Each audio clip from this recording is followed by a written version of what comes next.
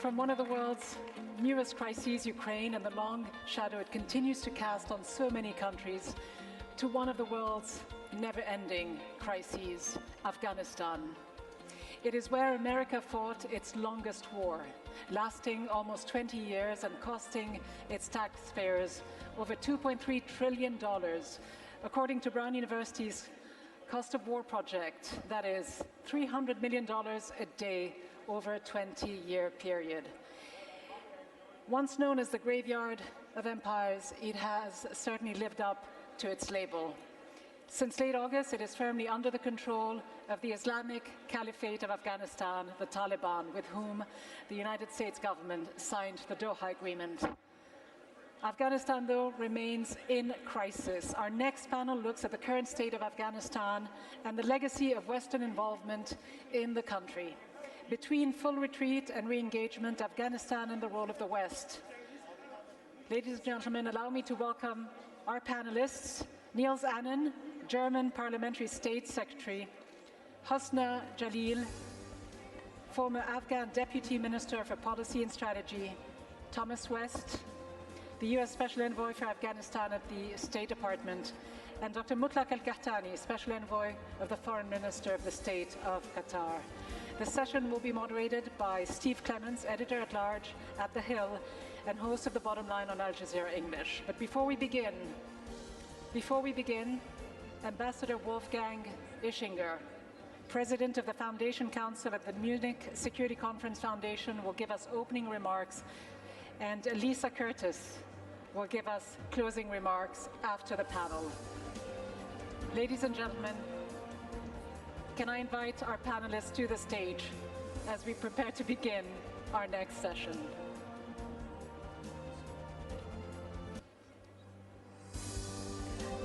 That's a round. That's a round. Yeah.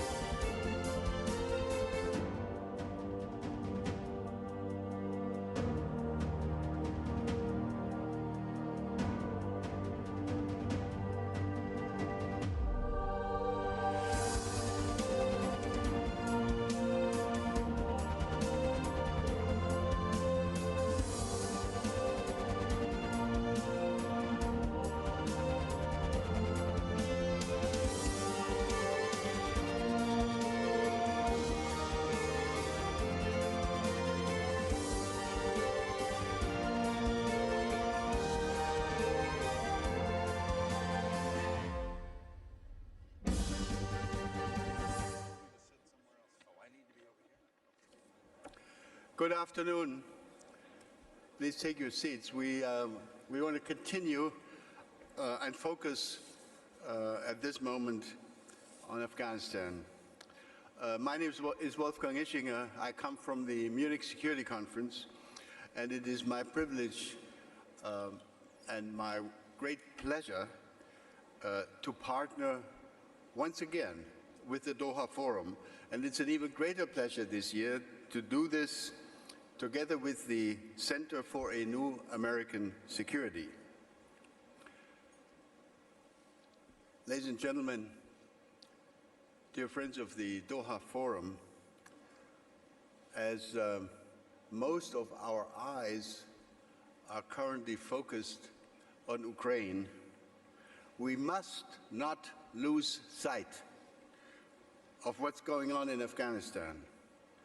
And we need to raise the question to the highest possible level of what, if anything, our countries should do, actually must do, to help alleviate the plight of the Afghan population.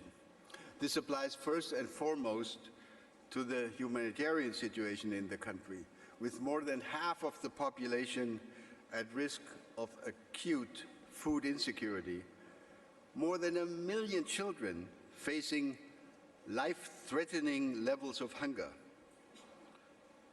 As David Miliband has put it, the international house of cards that was Afghanistan's economy has come falling down, and we must not stand by idly.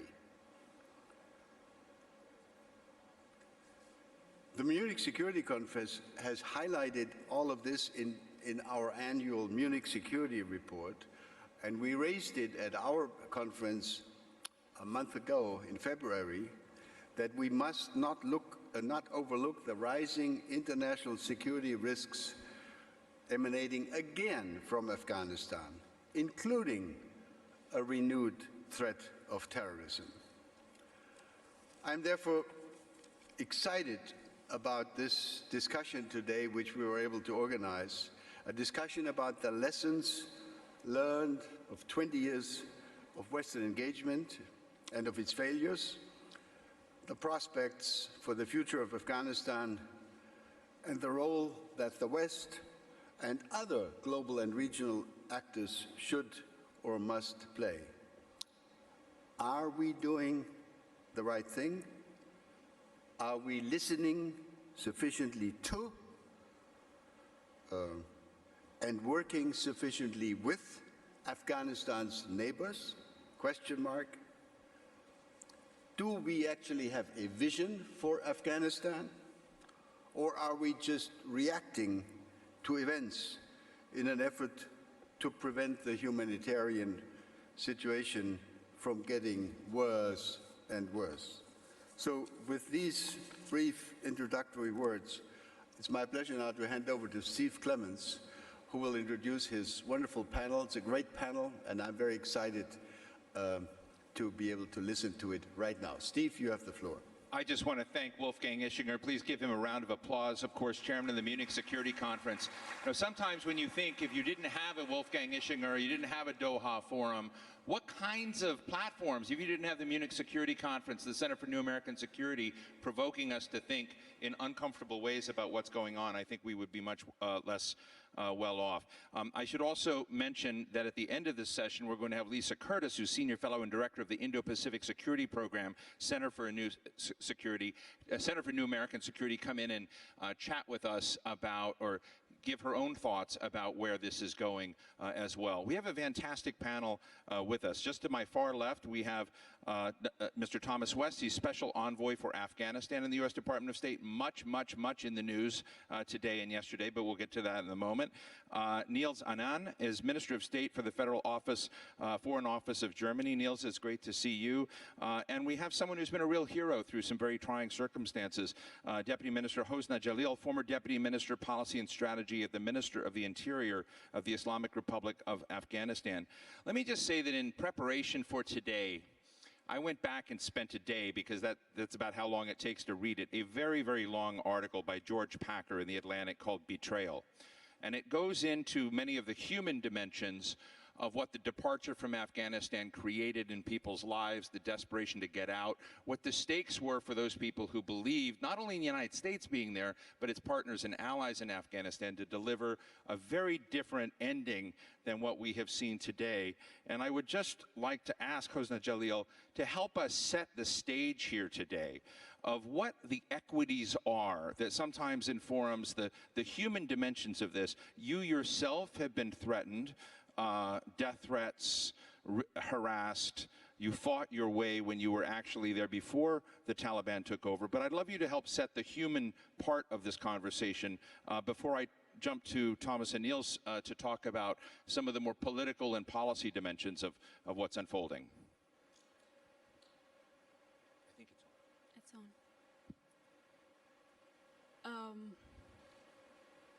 A couple of years ago, when the Taliban engaged politically more actively, they smartly and strategically divided themselves into two different phases.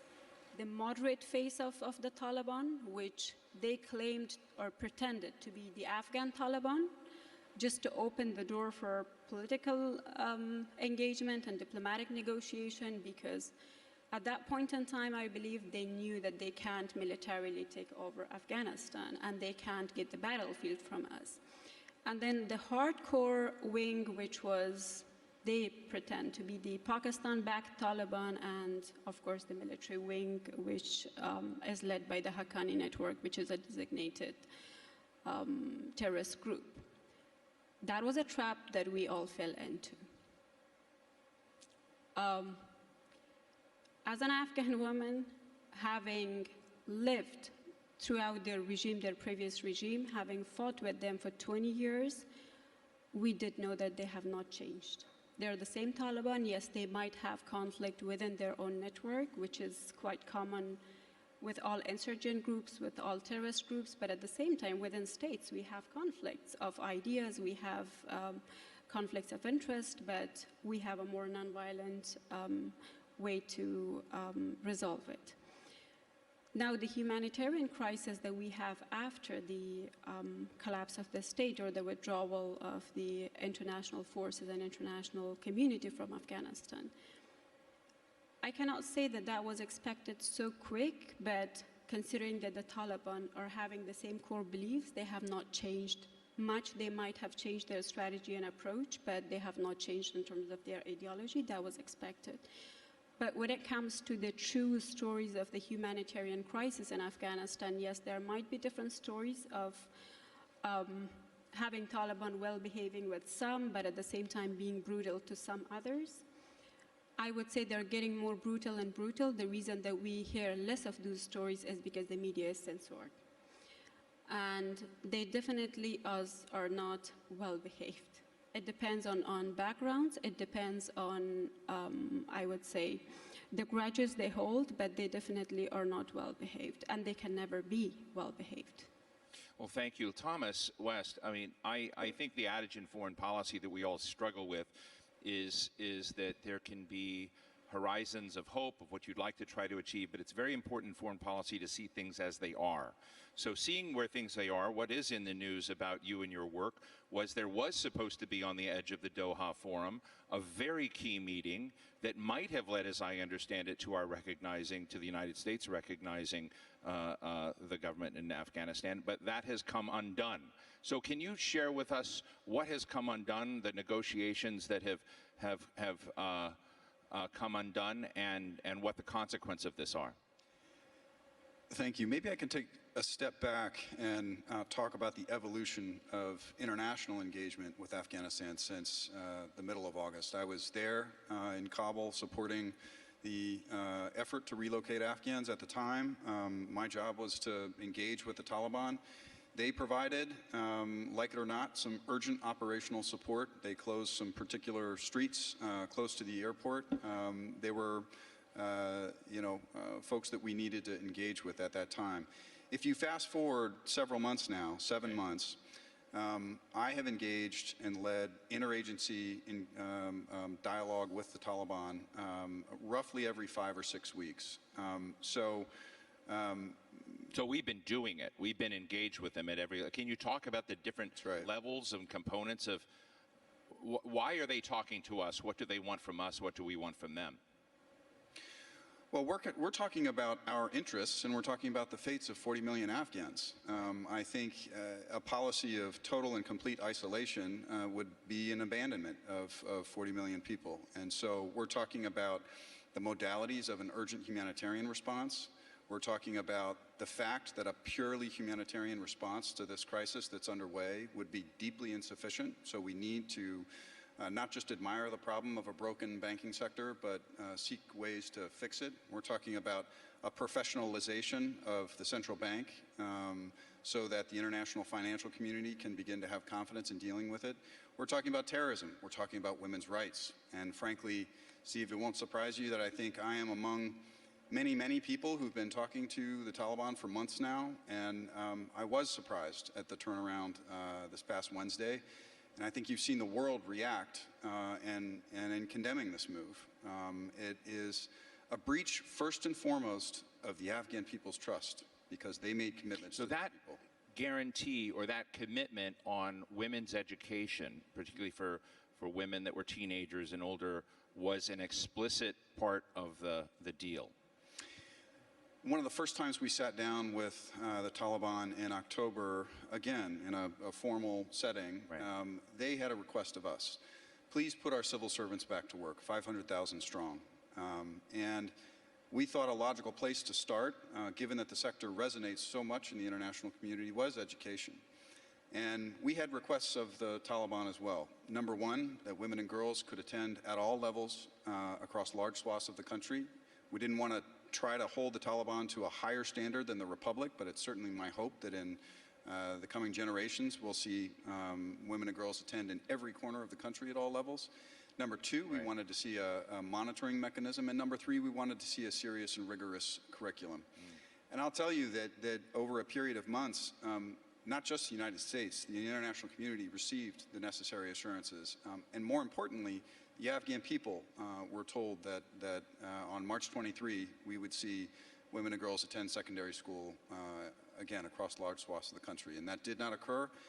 I believe that hope is not lost. I've talked to a lot of Afghans here who also believe that, and you know, I'm hopeful that we will see a reversal of this decision in the coming days. Thank you. Minister Anand, when I listen to Thomas West talk about the goals, the objectives that we've had, the different modalities with Afghanistan, many of these were also in place when we had a military force there, when we had a very different sort of dynamic. We still had it. We're dealing with a different condition now where we're less present. I just want to talk to you about the efficacy of achieving these goals now. Is it better to do it without military there? Do you have any hope that engagement with the Taliban can be productive and constructive? Because when I reflect on what Hasna Jalil just shared with us, is she just very clearly said there has been no change in the Taliban that she knew before and that she sees today. Well, look, I think first of all, our engagement with Afghanistan goes way back. My ministry, the Ministry of Economic Cooperation and Development, has been engaging with Afghanistan since the 50s. So I just wanted to say that in the beginning to underline that historic relationship that developed over so many generations. And we saw tough times, also during the democratic government that we and the international community supported. I mean, I think it's fair to say that we never had, or almost never had, a period where the whole country was under control of the legitimate government. So somehow, aid workers, the international community, the military, the politicians, diplomats, had to find a way to deal with the circumstances. And so the nature of the Taliban is no news to anybody. But I think what Tom said is important. We can and we should not forget that this is about the fate of the people of a big and an important country, and people who have and had hopes for their, for their lives, for their families, for their plans. But apart from the humanitarian aspects, this is a vital region also for global stability.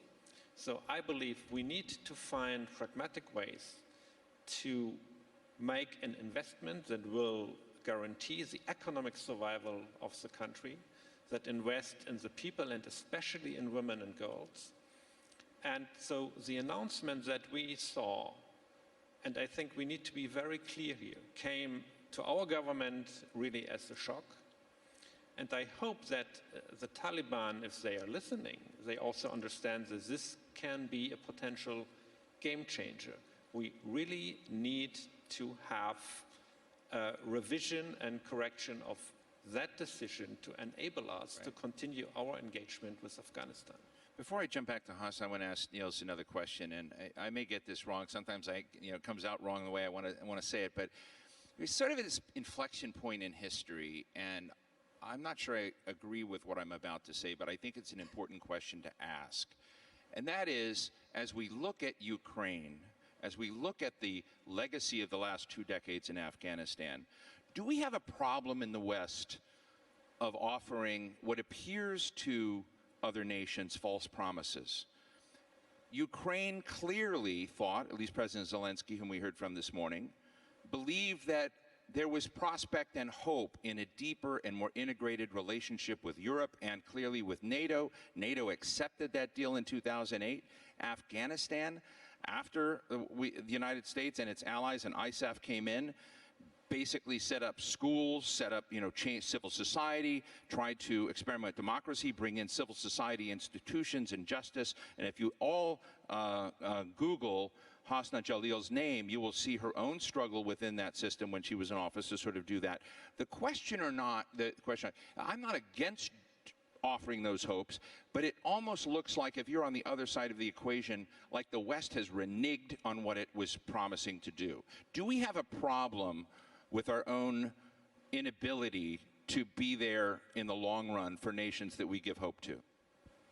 I think it's hard to dispute that we have that problem. But the question is, what is the consequence? And, I don't live in Afghanistan. I have been visiting the country many, many times. I represent a district in the German parliament from my hometown, Hamburg, which hosted the biggest community of Afghans. I went to school with a boy from Herat who was fleeing because of the Soviet invasion.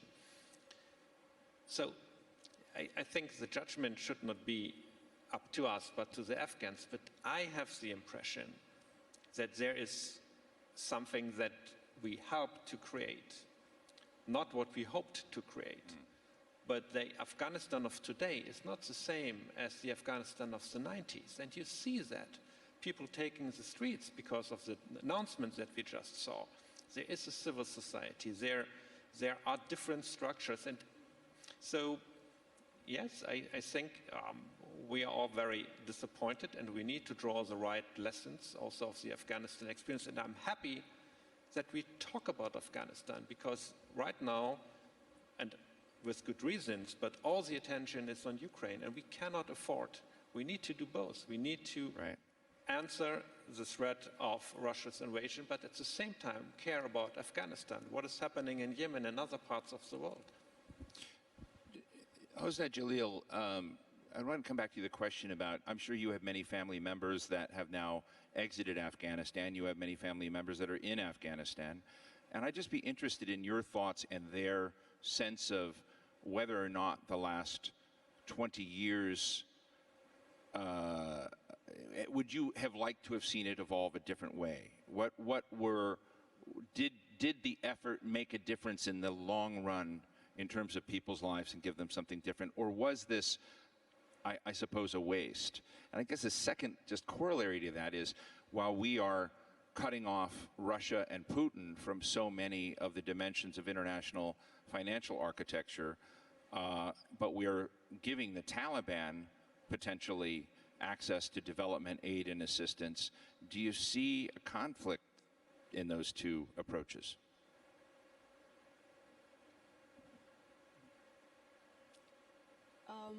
Coming to the first question, I do believe that it was not a waste. The last 20 years of presence of the international community, the international forces, it definitely was not a waste. Yes, we have lost a lot, and we grieve for it, but it's not a waste. The reason is because we facilitated the growth of a generation, which makes 2/3 of the population today in Afghanistan. They know how a better life looks like.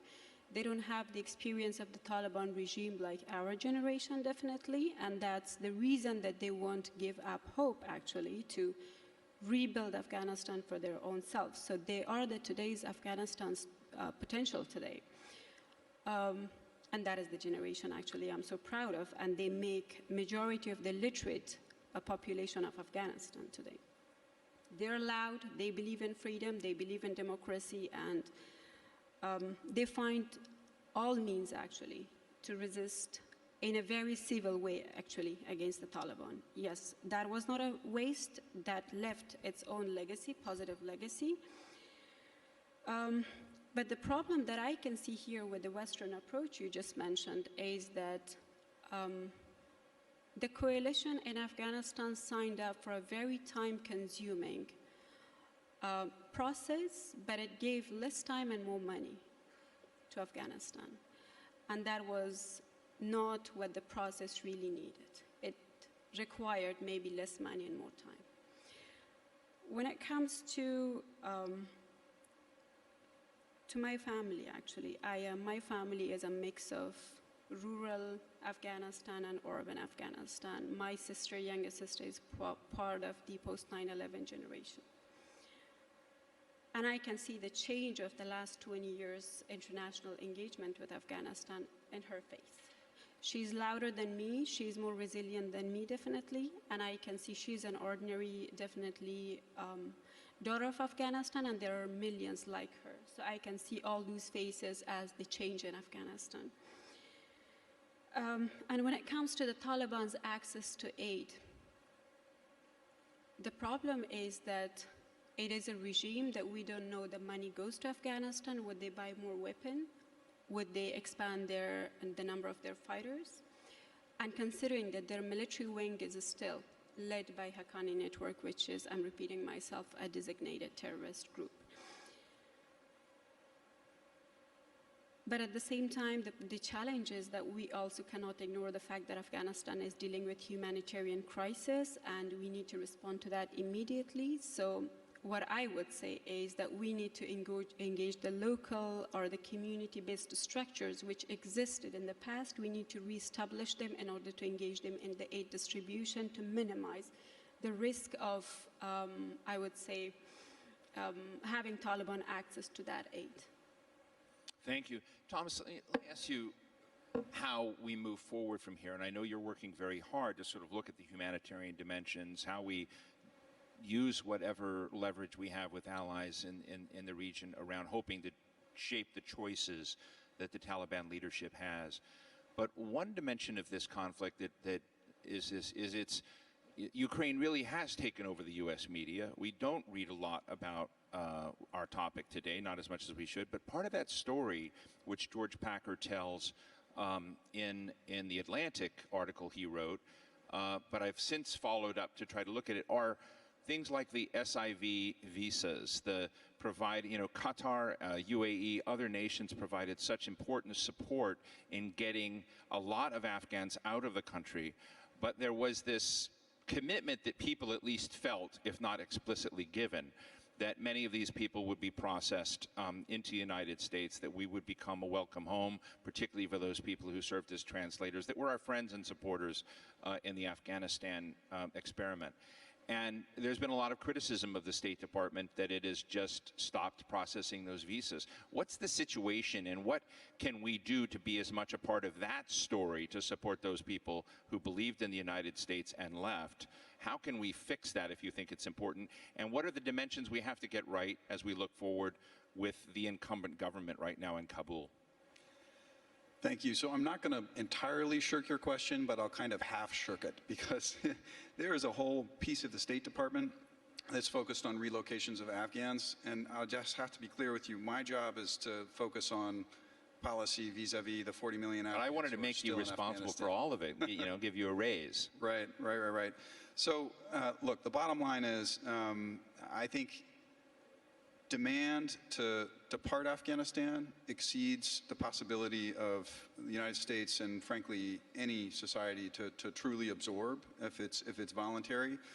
And I think we all have an interest in ensuring that the Taliban follow policies that will keep smart, educated, talented Afghans in Afghanistan.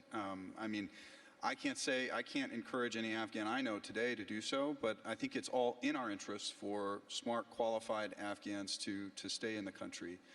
Now, when it comes to the effort to assist Afghans to whom we have a special commitment, that continues, and it is, again, a big piece of the State Department that's focused on it. Let me just ask you real quick, when I think of other countries that have leverage inside Afghanistan, of course Pakistan, but that goes without saying, but Russia has made a big play in Afghanistan. China has, of course. Iran is a border country that, has a lot to do with what happens in the West in Afghanistan. Does our influence, German, American, the Western influence, come anywhere near Chinese influence or Russia influence in Afghanistan today? I think it does, yes. Now, look, the countries of the region definitely have a unique relationship and influence that many of the countries of the West do not. They share borders, they share linguistic ties, centuries of history with one another. So the Pakistanis, the Russians, the Chinese, the Tajiks, Uzbeks, Turkmen, Iranians, they do have a special kind of influence over the country. The countries of the West have a special history and, frankly, the financial appetite and potential wherewithal to take steps that will stabilize the economy that the region is not in a position to take. And I'd say that's pretty big leverage in this situation. Niels, one of the interesting phenomenons in foreign relations, if you're a big power out there, is you ask other folks to do things and you eventually take them for granted. Now, Doha, Qatar really stepped up. They are running the airport on Kabul. They helped evacuate tens of thousands of folks out. Other countries helped as well. But there's been a big burden and a big responsibility in Qatar. We were going to have a minister with us today, but because of a lot of what has happened and unfolded, that he wasn't able to join us. But I also heard just a few minutes ago the foreign minister of Turkey up here reminding what Turkey had done by way of those refugees and giving support with a lot of German support in this.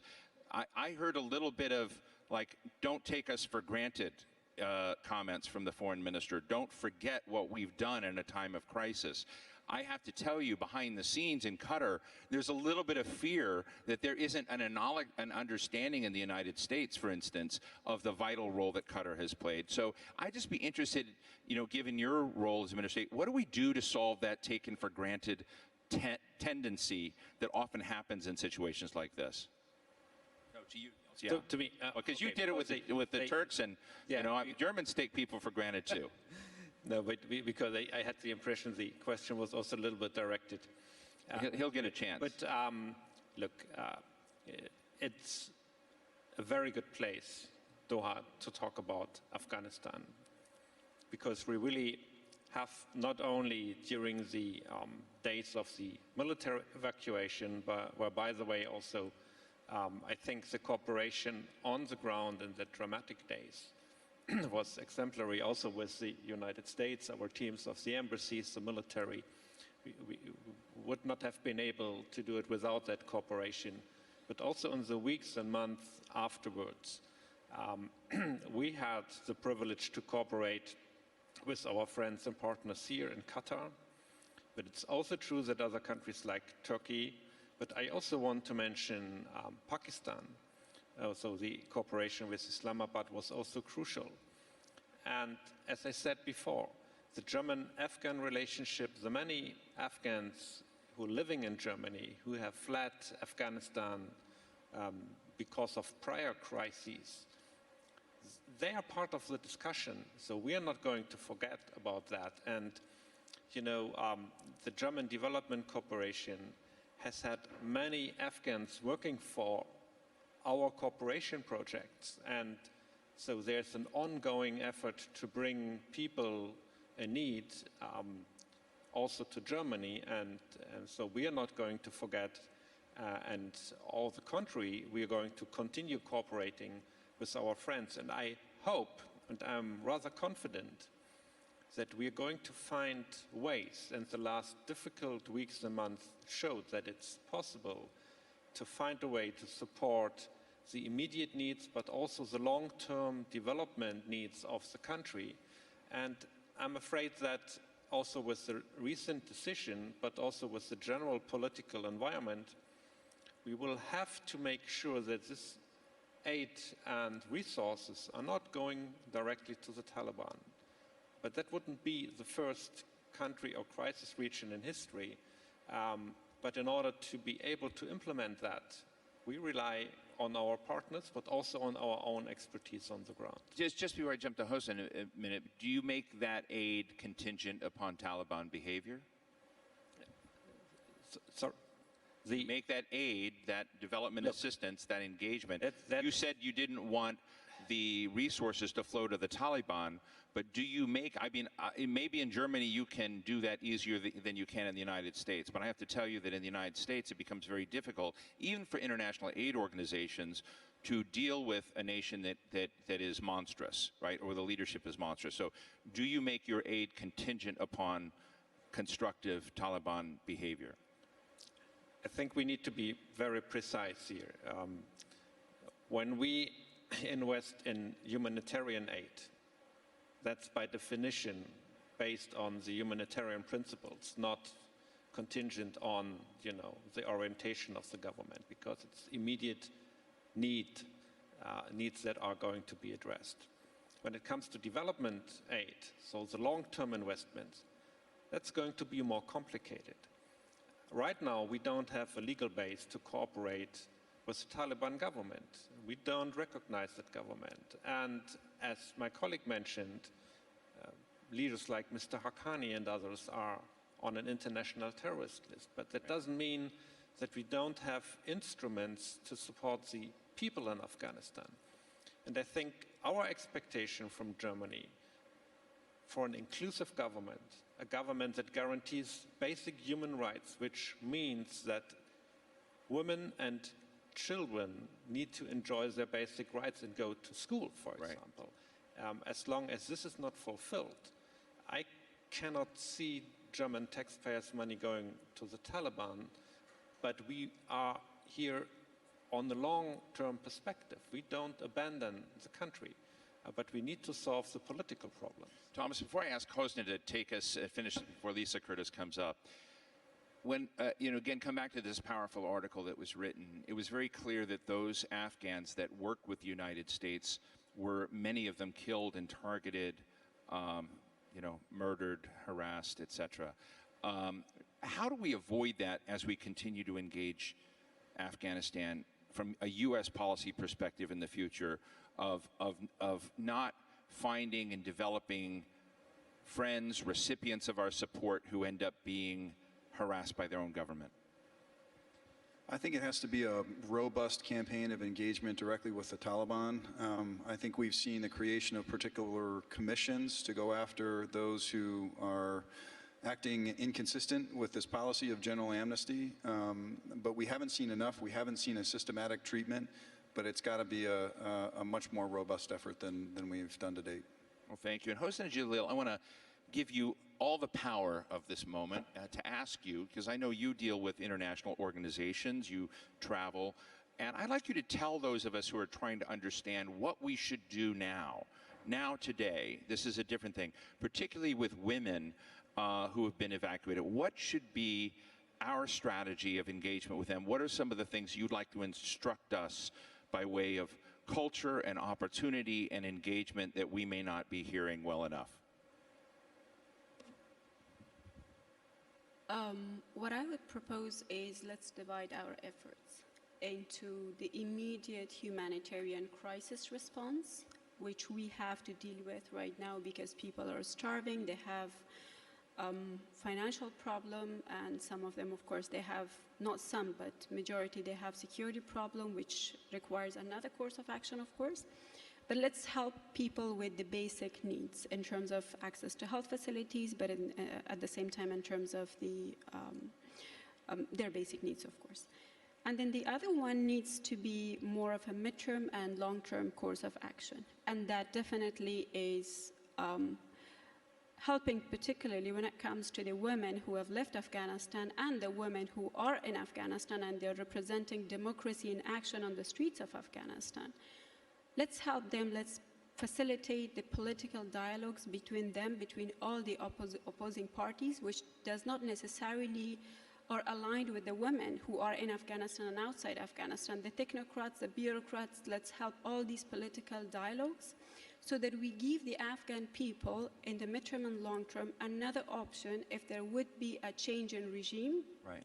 That might be gradual, but in a non-violent way, we need to give the Afghan people another option in terms of regime. The mistake we made in the last 20 years at Afghanistan, we did not facilitate the development and the growth of political parties in Afghanistan so that we could give the Afghan people a third option beyond the Taliban and the state that people partially have been unsatisfied with. So let's start those political dialogues, and I'm sure there will be a gradual progress, but at the same time, the people will own the progress and the regime will be more stable and sustainable. Well, I want to thank all three of you. The candor you brought in from very different perspectives, actually all three of you, even between Niels Anand and Thomas, were quite remarkable, and I want to thank all of you. I want to thank Thomas West, Special Envoy for Afghanistan from the U.S. Department of State, Niels Anand, Parliamentary State Secretary, Minister of State from the Federal Foreign Office in Germany, and Hosna Jalil, former Deputy Minister, Policy Strategy, the Ministry of the Interior in the Islamic Republic of Afghanistan. As you give them a round of applause, I want to invite Lisa Curtis, who is the Senior Fellow and Director of the Indo-Pacific Security Program at the Center for a New American Security, to share with us thoughts. But first, big round of applause for a great discussion. Thank you.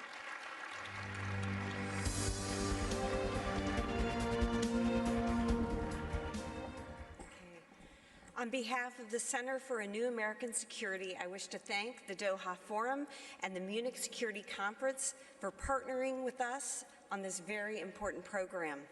A special thanks to Ambassador Ischinger, as well as the distinguished panelists, His Excellency Niels Anand, Ms. Hosna Jalil, and Special Representative Tom West, and of course, our excellent moderator, Steve Clemens. Our three organizations conceived this program last fall with the recognition of the critical role United States-European cooperation has played and will continue to play in Afghanistan. Whether it is meeting the humanitarian needs of the Afghan people, standing with the Afghan people in support of human rights, especially those of women and girls, monitoring terrorism threats, or coordinating with our regional partners, transatlantic cooperation is key to preserving the hard-won gains of Afghan civil society made over the last 20 years. With Russia's war in Ukraine, there is renewed emphasis on and an acknowledgement that the United States and Europe must work closely on the most pressing global issues, whether that is in Eastern Europe, in the Indo-Pacific region, or in Afghanistan, as we have discussed today. We also must recognize the critical role that Qatar has played in Afghanistan. The Qatari government played an indispensable role both in peace process efforts over the last 3 years and in helping to evacuate tens of thousands of Afghans from the country last fall. I was able to visit Qatar last October with CNAS CEO Richard Fontaine, and we witnessed firsthand the extraordinary Qatari efforts to help displaced Afghans. Secretary Blinken even acknowledged that no country in the world had done more than Qatar to assist the evacuation and relocation efforts. And we are hopeful that Qatar will use its good offices to help ensure that girls will be able to attend high school and university. The growing humanitarian crisis and the Taliban's failure to uphold the rights of women and girls will compel the United States to remain closely engaged in Afghanistan. And there is an opportunity to work more closely with like-minded European and regional partners to address both the humanitarian situation, but also to condition our longer-term development assistance and engagement with the Taliban on their policies on human rights and counterterrorism. Unfortunately, the Taliban failed to pass a major test this week on human rights with their refusal to open secondary schools to Afghan girls. The hopes and dreams of girls across the country were crushed by the Taliban's arbitrary decision to close the doors of education to girls over 11 years old. It was cruel, and it demonstrated that the international community cannot trust the Taliban to keep their word on important human rights commitments. I heard a statistic at a lunch that I attended today that 87% of Afghans support equal opportunity to education by both males and females. Therefore, it is pragmatic to expect the Taliban to respect the wishes of the population to allow girls to attend high school and women to attend university. The challenges in Afghanistan are immense, and they'll require close coordination and cooperation among like-minded nations that care about the human rights and the humanitarian needs of the Afghan people. And hopefully today's session has provided ideas for further cooperation between our countries in seeking to shape Taliban behavior as we move forward and support a better future for the Afghan people. Thank you for attending. This concludes today's session. Terrific. Thank you, Lisa Curtis. Thank you, Wolfgang Ischinger, Thomas West, Neil Zanan, and Hosni Jalal. Thank you so much.